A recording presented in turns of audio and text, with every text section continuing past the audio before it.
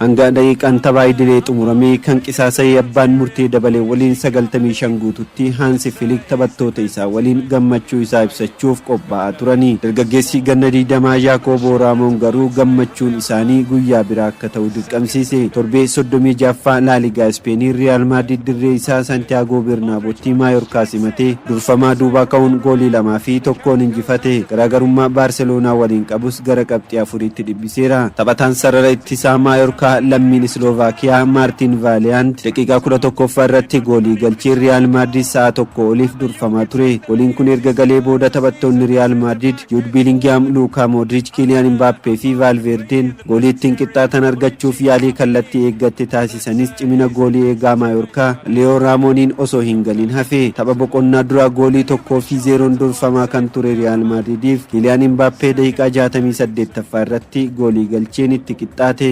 Mbappe goolii 28ffaa liigichaa galchuun baay'ina goolii bara kanaa galcheen badhaasaaf garaagarummaa goolii 3 Robert Lewandowski caaluun dursaa jira. Mbappeen bara dorgommii jalqabaa Real Madridiif La Liga Spainiin goolii 28 galchuun riikardii taphataa seenaa qabeessaa kilabichaa Alfredo Di Stéfano goolii 27 qabatee ture fooyyesseera. Goolii kana boodas Real Madrid goolii injifannoo argachuudhaaf hanga daqiiqaa 95ffaatti eeguuf dirqame. Daqiiqaan idilee xumuramee 95ffaa irratti dargaggeessi ganna 20 Jaakoobo Raamoon goolii injifannoo Real Madridiif galchuun shaampiyoonummaa Barcelonaas barfachiiseera. Taphataan sarara ittisaa Jaakoobo Raamoon Real Madridiif kan kaleessaa waliin tapha La Ligaa lammaffaa taphachuu isaati. Bara dorgommii kana Real Madrid waliin waancaa malee kan xumuran Carlo Ancelottiin ammoo taphaan booda yaada kennaniin gareen isaanii tapha miidhagaa taphachuu kaasanii taphattoonnis hedduu dhamaaniiru injifannoon kun inuu mala jedhan. Tapha birootiin kaleessuma Deportivo Alaves 1-0 Valencia, Villarreal 3-0 Legañis injifataniiru. Deportivo Alaves qabxii 3 argachuu isaatiin Las Palmas Real Valladolid ta'anuun kilaba seegundaatti gadi bu'ee lammaffaa ta'eera. Har'a Barcelonaan dirree isaatiin alaa darbii Kaatalaaniin halkan sa'aatii 4 fi walakkaa irraa eegaluun Ispaanyool waliin tapha taphatu irraa qabxii 3 yoo argatee shaampiyoonummaa liigichaa mirkaneeffata. Ispaanyoolis kilaba hanga yoonaatti turmaata liigichaa hin mirkaneeffatinidha. Tapharraa kanaan kaayyoon kilaboota lamaanii Barcelonaan shaampiyoonii ta'uuf Ispaanyool turmaata liigichaa mirkaneeffachuuf waan morkataniif taphicha akka eeggamu taasiseera. Barcelonaan injifachuun shaampiyoonii bara dorgommii 2024-25 ta'uusaa, Ispaanyool injifannaan ammoo turmaata liigichaa argachuun Legañis kilaba sadaffaa liigicha keessaa gara seegundaatti gadi bu'ee ta'a. Tapha birootiin Atletico Madrid Osasuna, Rayo Vallecano Real Betis, Getafen Athletic Club waliin taphatu. Tapha xumuraa dorgommii Kooppaa Itaaliyaan kaleessa Bolonyaan AC Milaan injifachuun yeroo sadaffaaf shaampiyoonii ta'e. Waggoota 51 dorgommii kanaaf xumuraaf gahuu kan hin dandeenye Bolonyaan kaleessa istaadiyeemii Olompikootti seenaa yeroo dheeraa irra deebi'ee haaromse. Kilabni bulchiinsa Emiliyaan Roomaanyaa Bolonyaan seenaa waancaa Kooppaa Itaaliyaa kanaan bara 1970 fi bara 1974 shaampiyoonii erga ta'e waancaa kanaan araaramuuf walakkaa jaarraa tokko itti fudhate. Kaleessas tilmaama injifannoodhaa kan argate garee Sarjoo Koonsisaa'oodhaan durfamu AC Milaan ta'uu seenaa garagalchee waancaa kan ofii godhate. Taphichaan AC Milaan kubbaa caalee taphachuuf yaaluun kubbaa gara goolitti deemanii dhiibbaa uumuudhaan ammoo Bolonyaaf fooyyee ture. Daqiiqaa 53ffaa irratti Daanni Dooyeen goolii galcheen Bolonyaan injifate. Abdii AC Milaan hirmaannaa dorgommii Awurooppaadhaa argachuuf qabu jalaa dukkaneesse. Waancaa Kooppaa Itaalii kana bara 2008 booda kilaboota jajjaboo biyyattii Inter Milan, Lazio, Napoli, Juventus qofatu milkaa'e. Bolonyaan seenaa kanas garagalcheera. AC Milan ammoo erga bara 2003 waancaa Kooppaa Itaaliidhaa kanaan osoo hin fudhatin waggoonni 22 guuteera. Kaleessas hin milkoofne. Bara darbe bakka Thiago Motta kan bu'e leenjisaan Bolonyaadha Vincenzo Italianoon waancaa jalqabaa isaanii kaleessa yoo argatan waggoota lamaan darban dorgommiilee garaagaraa sadiin Fiorentina waliin xumuraaf ga'e osoo hin injifatin hafe. Ga'eessi ganna 47 kun Fiorentina waliin waancaa Kooppaa Itaaliitiin yeroo tokko Konferensi Liigii Awurooppaan yeroo lama xumuraaf ga'e garuu waancaa kana harkaan qabachuun itti ulfaate. Marroo arfaffaatti kaleessa ol kaasanii dhungatan. Seals a first piece of silverware for this storied club in 51 years.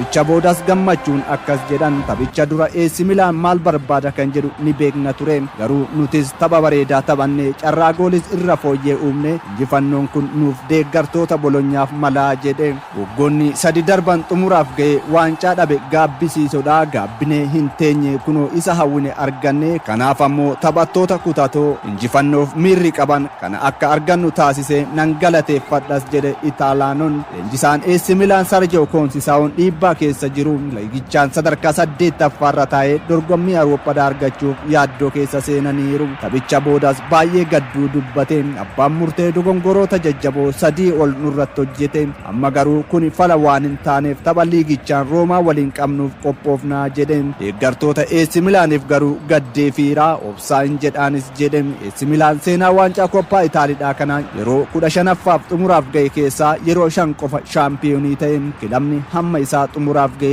waancaa dhabes hin jiru daarikteerri ispoortii kilaba AC Milan Giorgio Fornanin taphicha booda amma AC Milan kufaatii keessa seeneera jedhe kilabicha rakkoo kana keessaa baasuun waan baay'ee sirreessuu nu barbaachisaa garuu warra Bolonyaan baga gammaddan jechuun barbaadaa jedhe taphoota xumuraa lamaan seeriyaa Italiitiin AC Milan Roomaa fi Monza injifachuun hirmaannaa waltajjii Awurooppaa yoo hin arganne Sergio Conceição kilabicha keessaa ni geggeeffa. yeroo milkaa'inni kilaboota Awurooppaa haasa'amu durarratti kan eeramu kilaba warra Los Blancos Real Madrid Champions League Awurooppaa yeroo 15 injifachuun kilaba isaanitti aanu AC Milan dachaa lamaan caala kilabichi bara dorgommii kana waancaa malee xumuruuf dirqamus erga dorgommiin ardii Awurooppaa eegalee yeroo 18 xumuraaf gahuunis kilabni isa madaalu hin jiru Real Madrid waggoota 15 dura Zinedine Zidane Ronaldo Luis Nazario fi Cristiano Ronaldo dabalatee taphattoota ciccimoo addunyaa kana gatii guddaatti baasu yeroo itti kilaba sodaatamaa addunyaa kanaa ta'e ture jaarraa Galacticootiin booda Real Madrid waggoota 10 darban garuu taphattoota ciccimoo addunyaa kana baasii malee garichatti dabaluun kilaba irraa milkaa'aa jirudha kilaboonni akka PSG taphataa tokkoof yuuroo miiliyoona 200 fi miiliyoona 50 yoo baasan Real Madrid ammoo waggoota 10 darban taphattoota haaraa garichatti dabaluuf kaaznaa isaa keessa yuuroo miiliyoona 200 fi miiliyoona 50 qofa baasii godhe kuma Awurooppaattuu Nottingham Forest Fulham fi Bournemouth dabalatee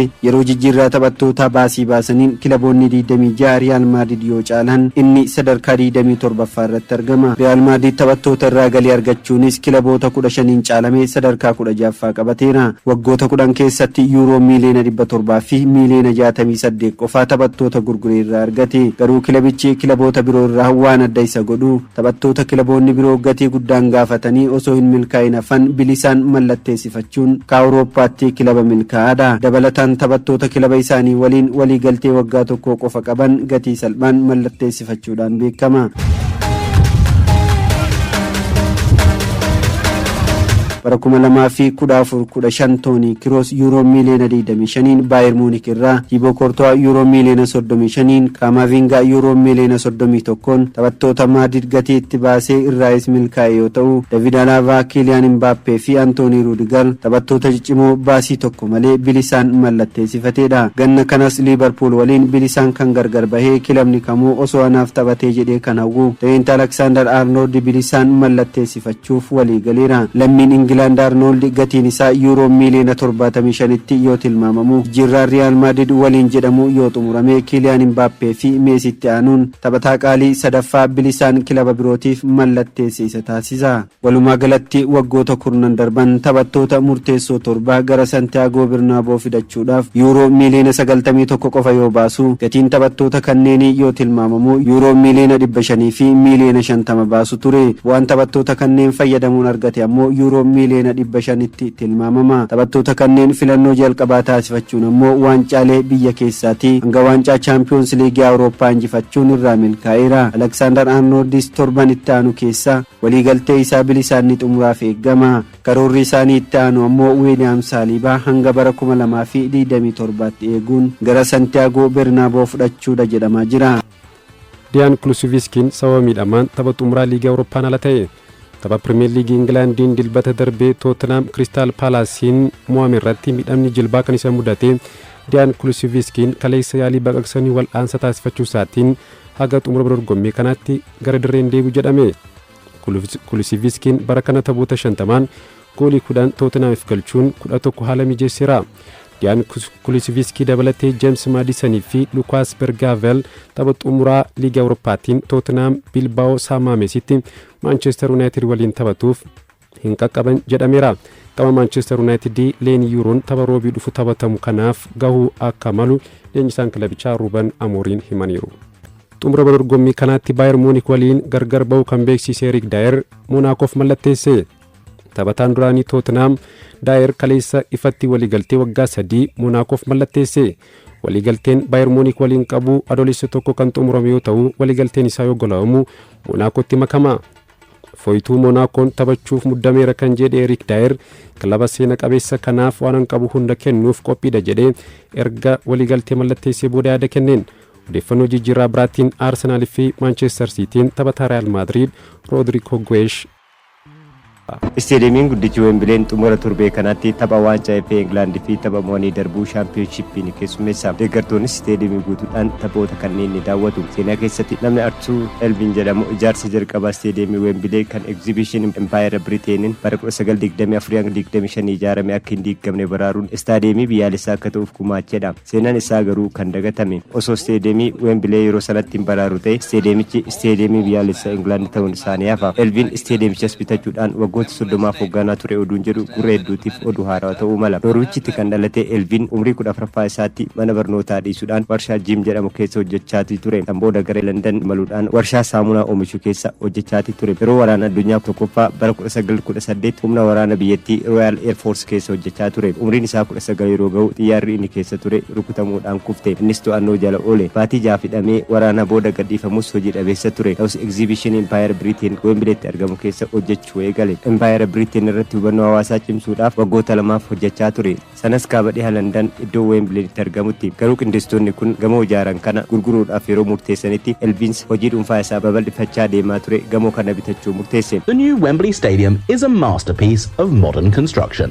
Elvin paawundii 100,000 fi 22,500 liqeeffachuudhaan bitate. Mallaqni kun yeroo ammaatti paawundii miiliyoona 6 kan ga'udha. Sammooda namoota fedhii qaban gurmeessuudhaan mallaqa walitti qabee waan liqeeffate kafale. Gamoo Wembilees ijaarsi isaa diigamuudhaaf jedhu haaromsee isteediyeemichas hoogganuu eegale. Bara 1927 irraa eegaluudhaan waggoota 30 Wembilee hoogganaa kan ture yoo ta'u dorgommiilee gulaallii fardaa fi dorgommiilee biskileetii achitti akka dorgoman gochuun galii sassaabuu itti fufe. Kanaan alatti taphoonni xumuraa waancaa FA achitti akka dorgomanis taasise. Olompik bara 1948 biyyattiin qopheessteen isteediyeemii biyyaalessaa Wembilee akka qabeenya dhuunfaatti Elvin hoogganaa ture. Taphoonni olompikii achitti akka dorgoman hayyamuun taphni olompikii waraana addunyaa lammaffaan booda akka cimuuf gumaacha mataasaa kan taasisedha. Elvin bara 1957 umrii 57ffaa isaatti boqate. Seenaan isaa bal'inaan odeeffamuu baatus hojiin isaa namoota hojii dhuunfaa irratti bobba'uudhaan milkaa'ina guddaa raawwatan kan na yaadachiisudha. Garuu nama Wembilee diigamurraa baraaruun jijjiiree fi England keessatti isteediyeemii guddaa akka ta'uuf gahee isaa bahedha. Isteediyeemichi bifa amma jiruun bara 2003 hanga 2007tti haaromfamuudhaan caamsaa 2007 ifatti baname. Namoota 90,000 qabachuu isteediyeemii danda'u.